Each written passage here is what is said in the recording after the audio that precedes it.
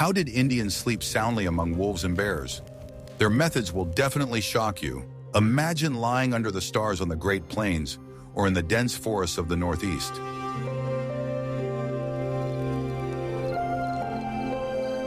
Around you, there are no walls, no locks, no alarms. The only sound is the crackling of the campfire and the distant sounds of wildlife. A world where man is not the absolute master.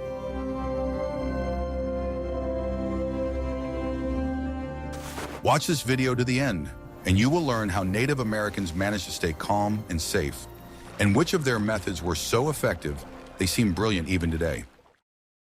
What if I told you that everything you believed about the fear of the dark is a cultural construct, not a given?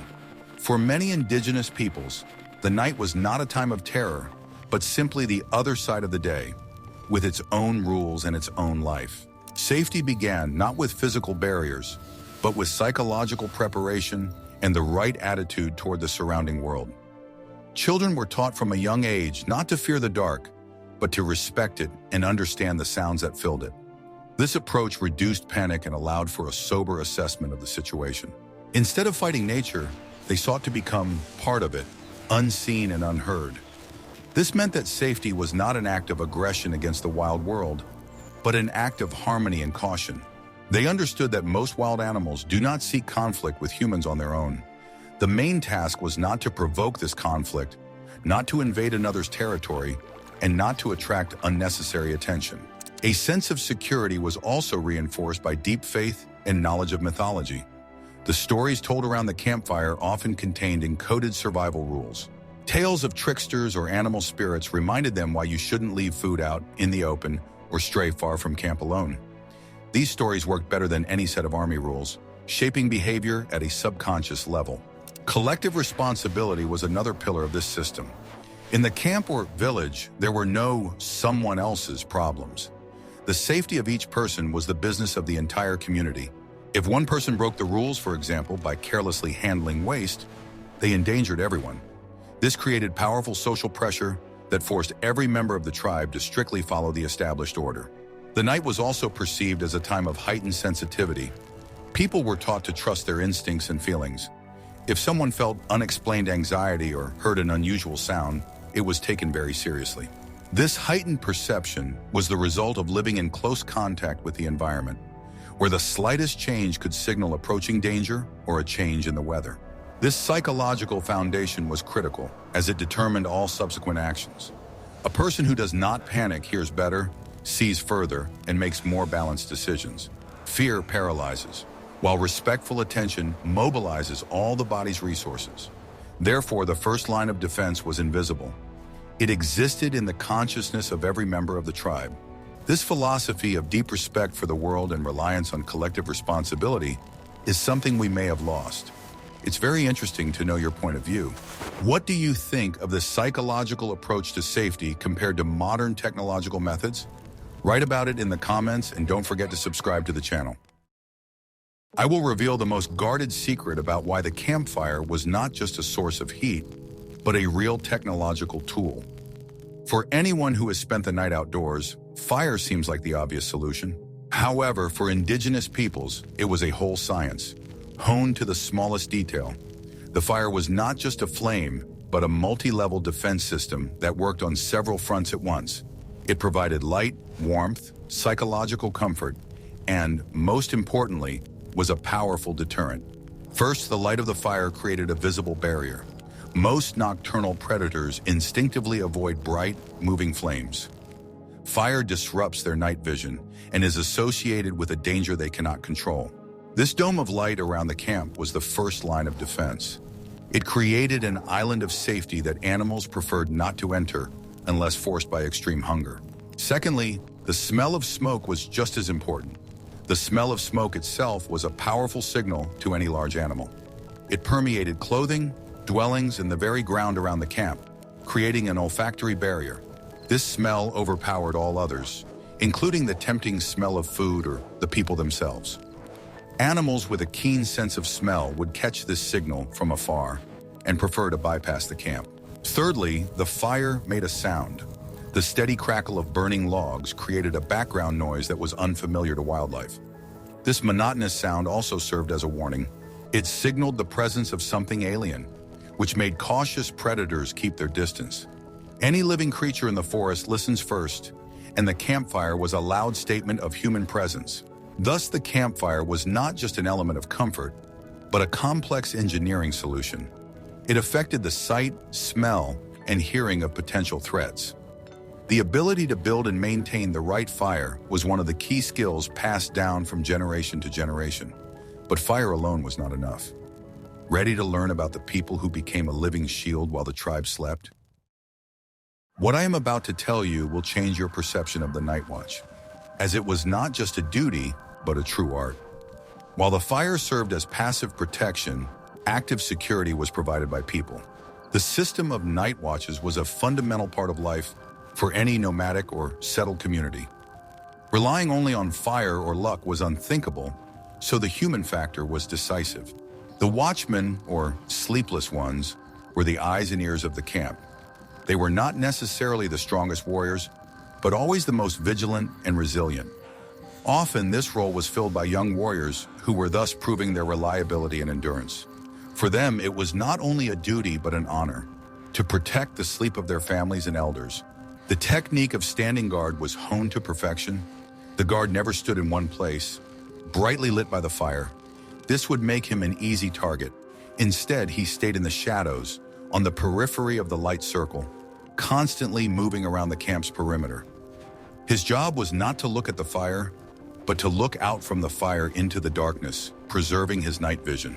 The guard's main tool was not his bow, but his hearing. At night in the forest or prairie, hearing is much more reliable than sight. The guard learned to distinguish the slightest nuances of the night sounds. He knew the sound of a twig snapping under a light paw versus a heavy one. He could tell the difference between the normal call of a night bird and a call caused by alarm. Silence was his ally. The watchman moved silently, using the same skills as in hunting.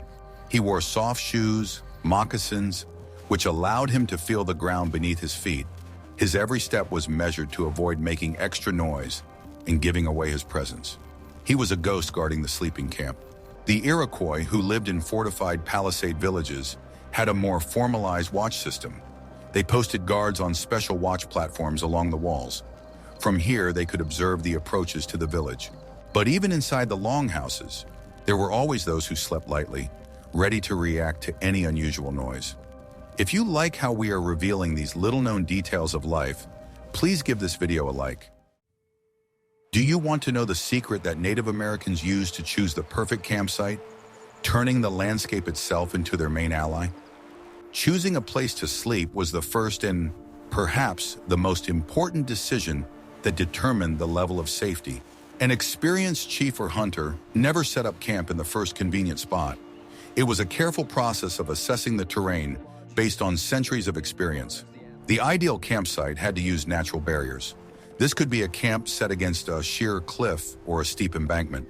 Such a position automatically protected one side of the camp, reducing the perimeter that needed to be guarded. The watchman only needed to monitor the open approaches, which saved significant effort. Water barriers were another favorite element of defense. A camp set up in a bend of a river was protected by water on 2 or even 3 sides. Most land predators do not like to cross water, especially if it is fast and cold. The river also served as a source of water and a way to dispose of waste, carrying its smells away from the camp. Tribes of the forest zone, such as the Iroquois or Cree, masterfully used dense thickets. Sometimes a camp was set up inside a particularly dense section of the forest, where it would be difficult for a large animal to sneak through unnoticed. Thick bushes or fallen trees created a natural barrier that would make noise at any attempt to cross it, working like a primitive alarm system. When choosing a location, they always avoided obvious wildlife highways. A camp was never placed on animal trails, no matter how convenient they seemed. They also avoided places near known water sources where animals regularly came to drink. This was a sign of respect for their territory and simple common sense, reducing the likelihood of unwanted encounters. A well-chosen location could cut the need for active defense in half. It was a strategic decision in which geography became architecture. How much do you think the modern tourist considers these factors when choosing a spot for a tent? In the next chapter, we will literally go inside their dwellings and see how the architecture itself protected the sleepers. The dwelling of Native Americans was not just a roof over their heads, but a well-thought-out engineering structure that also considered safety issues. Whether it was the mobile teepee on the plains or the monumental longhouse in the northeast, their very design served as protection. The architecture was a direct extension of the survival philosophy, where every detail had a practical meaning. Let's consider the teepee of the Great Plains tribes. Its conical shape made it incredibly stable against the strong prairie winds. But from a safety perspective, the entrance was important. The entrance to a teepee was always low and covered with a sturdy hide flap. To enter, one had to bend down, which made any sudden intrusion extremely difficult. This flap, which we might call a door today, didn't just hang there. At night, it was securely fastened from the inside using wooden pegs or straps. This simple fastening was strong enough that it couldn't be easily opened from the outside. Any attempt to force entry would create a lot of noise and inevitably wake the sleepers. The internal layout of the teepee also contributed to safety. An additional lining of hides often ran along the perimeter inside the dwelling, creating an air gap. It protected from drafts but also served as an additional barrier. Sleeping areas were located in the back of the dwelling, away from the entrance, around the central hearth. In the forest regions, the wigwams of the Algonquian peoples had a domed or conical shape and were covered with bark or mats. Their entrance was also low and tightly covered with a hide. The frame of flexible poles was strong, and the dwelling itself, fitting snugly to the ground, left no gaps through which a small predator or snake could crawl. The Iroquois longhouses were on a completely different scale. They were true fortresses, housing dozens of people, an entire clan. The longhouse reached tens of meters in length and was built of sturdy logs. The bark walls were thick and dense. Such a monumental structure was absolutely impenetrable to any animal. Here is what happens behind closed doors, or in this case, behind the teepee flap, when it comes to managing scents. The invisible but perhaps most important part of nighttime security. Most large predators have a sense of smell that is incomparably better than a human's. It is the scent that most often attracts them to human habitation. Native Americans understood this perfectly and turned scent management into a true art. The main rule was strict management of food waste. This was the biggest potential lure. No leftover food, bones, or hides from butchering game were left in or near the camp. All waste was taken a very long distance from the campsite, usually downstream or far downwind. Cooking and butchering sites were often organized away from the main living camp. This was done so that the smells of blood and cooking meat did not permeate the dwellings and sleeping skins. After a meal, all utensils, if any, or hands were thoroughly cleaned, often using ash or sand as an abrasive. Storing supplies was a separate science. In the forest regions, meat and other food were often hung high in the trees, using a system of pulleys and ropes to keep them out of reach. On the plains where trees were scarce, meat was dried and made into pemmican, which had a faint smell and was stored in dense leather bags. All these measures combined created a neutral or repellent olfactory zone around the camp. The camp smelled of smoke, ash, sage, and wood, but not of food or waste. This required constant discipline from every member of the community. How difficult do you think it would be for a modern person to maintain such strict scent discipline? In the next chapter, we will look at how the village plan itself became a fortress. The layout of a settlement, whether a temporary camp on the plains or a permanent village in the forests, was not random, but a strictly thought-out system. The geometry of the camp was another level of passive security. The way the dwellings were positioned relative to each other created physical and social barriers that reinforced all other protective measures.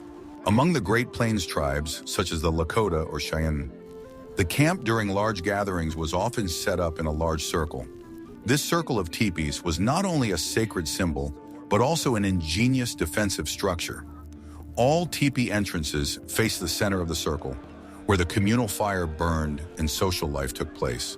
This arrangement created a closed perimeter. The backs of the teepees, covered in the sturdy hides, formed a solid outer wall. Anyone approaching the camp from the outside would have to face this blank wall. To get inside, one had to pass through a single, guarded entrance in the ring, where the teepees of the chiefs or warriors were usually located. Inside this circle, a completely safe space was created. At night, fires burned in the center, and the entire area was under collective observation.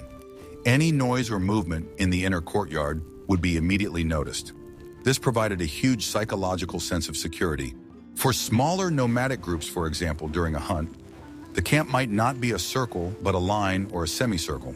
In this case, it was positioned to use the natural barriers we talked about. For example, tipis were set up in a semicircle, backing against a cliff or dense thicket, creating a protected pocket. A completely different approach was taken by the Iroquois and other peoples of the eastern woodlands, who led a sedentary lifestyle. Their villages were true fortresses. The main defensive element was a high palisade, and sometimes several rows of such walls. They were built from thousands of logs dug into the ground and sharpened at the top. Thus, the layout of the settlement was thought out to the smallest detail. On the plains, it was a mobile, flexible, circular fortress. In the northeast, it was a static, monumental palisade fortress. In both cases, the geometry of the camp was not just a tradition, but a vital survival strategy that ensured collective safety. Safety at night depended not only on passive measures, but also on readiness for an instant reaction. Even in the safest camp, every warrior and every woman slept knowing where their go bag was. The items that lay within arm's reach were carefully selected and always in their proper place. The most important item, of course, was a personal weapon. For a plains warrior, this might be a bow and a quiver of arrows. The bow might be kept in a special case to protect the string from the night dampness, but it was always close. A knife in its sheath and perhaps a heavy war club also lay at the bedside. In the forested zone, where distances were shorter, an Iroquois or Athabascan warrior also had a bow, but a club or tomahawk was just as important. These close combat tools were ideal for defense in the confined space of a dwelling or camp. They required no reloading and were always ready for use. It is important to understand that these weapons were not just lying around. They were positioned so they could be grabbed instinctively in complete darkness without looking. Every warrior was accustomed to this order from childhood. Waking up to an alarm signal, he could be armed and ready for action in a fraction of a second. Besides weapons, fire-starting tools were always nearby. This was a small leather pouch with tinder, dry moss, tinder fungus, or fluffed-up bark fiber. Flint and steel were also kept there. If the fire in the hearth was almost out, it could be instantly revived by adding tinder and a few dry twigs. These tools of the night were simple but effective. They reflected a philosophy of constant readiness. Safety was not something that could be turned on and turned off. It was a state that was maintained around the clock, even in sleep, thanks to strict order and good habits. For the peoples of the subarctic, such as the Cree or Athabascans, nighttime safety was inextricably linked with the fight against another constant adversary, extreme cold. Their survival methods were honed in conditions of long, dark, and incredibly frosty winters, which also left its mark on their strategies for protection from predators. In deep snow and severe frost, many animals become more aggressive and bold due to a lack of food.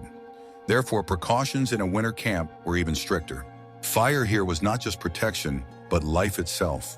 Its dying out meant a quick death from hypothermia, so it was watched with special zeal. Winter dwellings, such as conical wigwams covered with hides and bark, were carefully insulated. Outside, the base of the dwelling was covered with a thick layer of snow. This not only sealed the shelter from the wind, but also created a solid, icy barrier at the base that was difficult to break through. The snow itself became a building material for protection. Around a temporary camp or even a single dwelling, hunters could build a dense wall of snow blocks. This wall served, firstly, as a barrier against the icy wind, and secondly, as a physical barrier that made it difficult to approach the camp. Choosing a location for a winter camp was even more critical. They preferred dense spruce forests, where the tree canopies held the snow and weakened the wind. The deep, loose snow in the forest was itself an obstacle. It was easy for a person on snowshoes to move, while a large animal would get stuck in the drifts, making a lot of noise.